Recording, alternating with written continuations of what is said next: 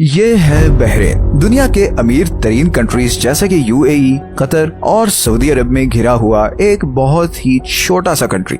बहुत कम लोग जानते हैं कि बहरीन एक्चुअली में है कहाँ, और उसकी वजह इसका ये छोटा साइज है। ये जो सारा रीजन है इसे पर्शियन गल्फ कहते हैं। पर्शियन गल्फ बहुत ही इम्पोर्टेंट जगह है क्योंकि इस रीजन में मौजूद कंट्रीज के पास पूरी दुनिया के 50% ऑयल और 40% नेचुरल गैस के रिजर्व्स हैं। पूरी दुनिया की 15% एनर्जी सप्लाई इसी पर्शियन गल्फ वाले कंट्रीज से आती है, और यही वजह है कि सारी दुनिया की सुपर पावर्स का हमेशा से ही इस रीजन में बड़ा इंटरेस्ट रहा है। अब आप सोच रहे होंगे कि जिस कंट्री के पड़ोसी यूएई, कतर, कुवैत और सऊदी अरब जैसे अमीर कंट्रीज हों वो खुद भी बहुत अमीर होगा, मगर ऐसा नहीं है। गो के बहरीन पूरे अरेबियन गल्फ में वो पहला कंट्री था जिसमें ऑयल डिस्कवर हुआ था, लेकिन इसके बावजूद बहरीन आज अपने पड़ोसियों से कुछ पीछे है। लेकिन बहुत जल्द ऐसा कुछ होने जा रहा है जो बहरीन को इस पर्शियन गल्फ का सबसे अमीर कंट्री बना सकता है, या फिर हो सकता है कि बहरीन के हालात मजीद खराब हो जाएं। समुंदर में जबरदस्त लोकेशन होने की वजह से मनामा का सी पोर्ट चंद सालों में ही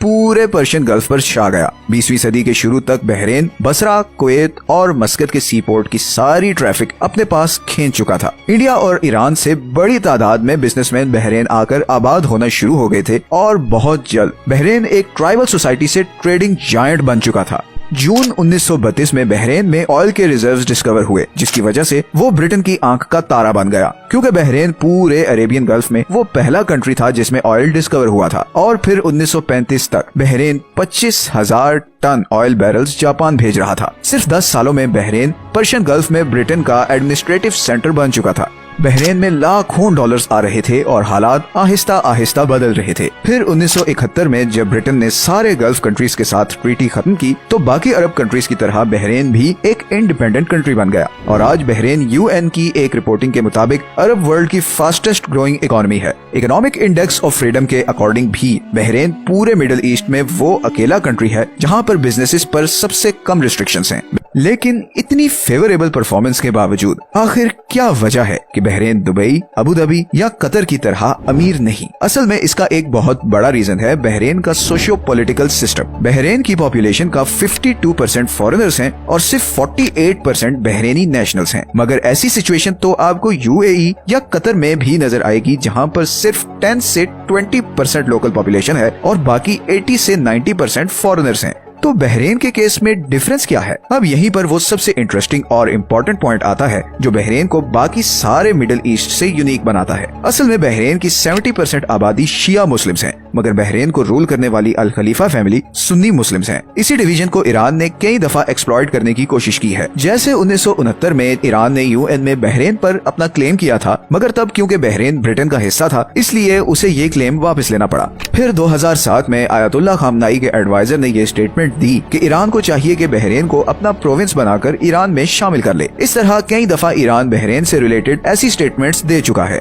अब सवाल ये पैदा होता है कि अगर हम शिया सुन्नी कॉन्फ्लिक्ट की सिवियरिटी को देखें तो ये कैसे पॉसिबल हुआ कि इतने 100 सालों तक एक सुन्नी फैमिली शिया मेजॉरिटी कंट्री पर रूल करे? देखें, एक चीज हमेशा याद रखें, डिक्टेटरशिप को सक्सेसफुल बनाने के दो ही तरीके हैं। एक तो ये कि आप जोर जबरदस्ती करके लोगों से अपनी बात मनवाएं और उन्हें दबा कर रखें, मगर उसमें रेवोल्यूशन और अपराइजिंग का खतरा होता है, जैसे कि लीबिया की एग्जांपल हमारे सामने है। दूसरा तरीका वो है जो गल्फ कंट्रीज फॉलो करते आए हैं, और वो है कि अपनी आवाम को खूब पैसा दो, उनकी जरूरियात पूरी करो और उन्हें इकोनॉमिकली खुश रखो। ऊपर पावर में कौन है उन्हें इसकी कोई फिक्र नहीं होगी। अब बहरीन के सुन्नी रूलर्स ने ये दोनों तरीके यूज किए हैं। बहरीन की गवर्नमेंट अपने लोगों का बहुत ख्याल रखती है। अपने लोगों से मेरा मतलब है बहरीनी नेशनल्स। दूसरी तरफ अगर आप गवर्नमेंट के अगेंस्ट कोई भी क्रिटिसिज्म या प्रोटेस्ट करते हैं तो आपको टेररिस्ट समझा जाता है। इसकी पनिशमेंट इतनी सख्त है कि या तो आप जेल जाओगे या आपको डेथ पेनल्टी मिलेगी, या फिर आपकी नेशनैलिटी कैंसिल करके बहरीन से डिपोर्ट कर दिया जाएगा। और ये कोई हवाई बातें नहीं बल्कि ऐसा हो भी चुका है। 2012 के बाद से अब तक गवर्नमेंट के खिलाफ लोगों को उकसाने पर 700 बहरीनी नेशनल्स की नेशनैलिटी कैंसिल कर दी गई है। असल में 2021 में जब अरब स्प्रिंग शुरू हुई तो बहरीन की शिया पॉपुलेशन भी डेमोक्रेसी डिमांड करते हुए सड़कों पर आ गई और हालात ठीक ठाक खराब हो गए। लेकिन फिर यूएई और सऊदी अरब ने अपनी फोर्सेस बहरीन भेजी और इस सारी मूवमेंट को फुल पावर से क्रश कर दिया गया। इस मूवमेंट में शामिल लोगों को जेल भेजा गया, कई लोगों की बहरीनी नेशनैलिटी वापस ले ली गई और कुछ लोगों को डेथ पेनल्टी दे दी गई।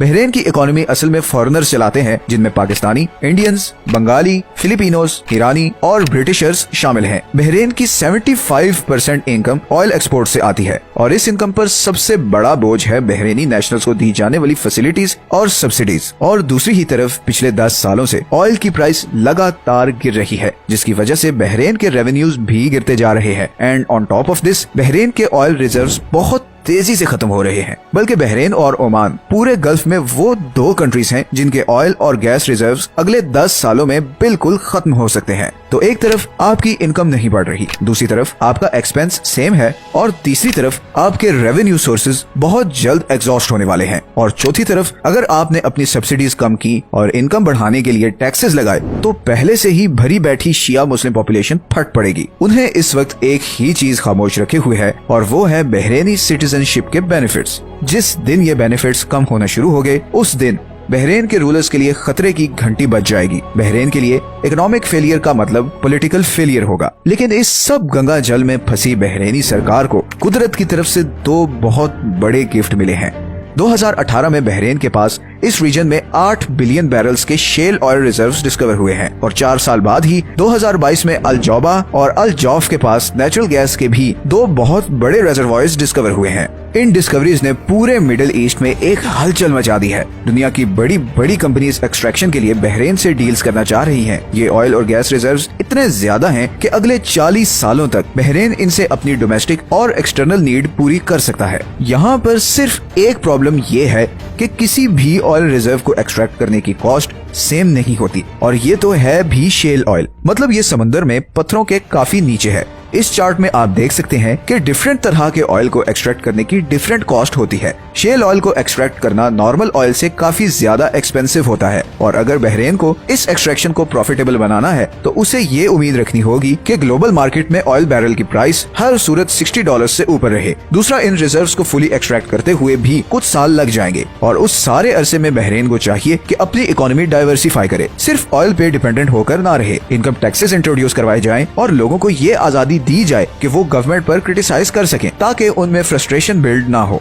यूएई और सऊदी अरब आहिस्ता आहिस्ता इसी अप्रोच पर आ रहे हैं। इस अप्रोच का एक पॉसिबल बहुत बड़ा नुकसान ये हो सकता है कि बहरेनी पॉपुलेशन जो कि इतनी फैसिलिटीज और लग्जरी की आदी है, वो ये टैक्सेस और लॉज बर्दाश्त ना कर सकें और रिलीजन कार्ड यूज करते हुए सुन्नी रूलर्स के अगेंस्ट रिवोल्ट शुरू कर दें। इसीलिए बहरेन इस वक्त मेक और ब्रेक पर खड़ा है। कुछ वाइज डिसीजंस फ्यूचर में उसकी और उसके लोगों की तकदीर बदल सकते हैं, लेकिन दूसरी ही तरफ यही डिसीजंस इन रूलर्स के गले भी पड़ सकते हैं।